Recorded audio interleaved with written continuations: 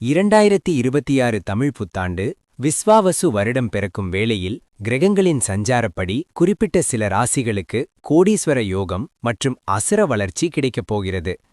குறிப்பாக மேஷ ராசியில் உருவாகும் திரிகிரக யோகம் சூரியன், புதன், செவ்வாய் சேர்க்கை பல ராசிகளின் தலையெழுத்தை மாற்றப்போகிறது.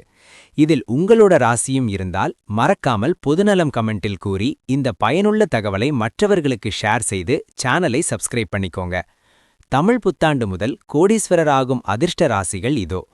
சிம்மம், உங்கள் ராசியிலேயே 3 கிரகங்கள் இணைவதால் புதிய தொழில் வாய்ப்புகள் தேடி வரும். பழைய கடன்கள் தீர்ந்து பெரும் சொத்து சேர்க்கை உண்டாகும். ரிஷபம், பணவரவு இரட்டிப்பாகும். நீண்ட நாள் கனவான வீடு, வாகனம் வாங்கும் யோகம் கைகூடும்.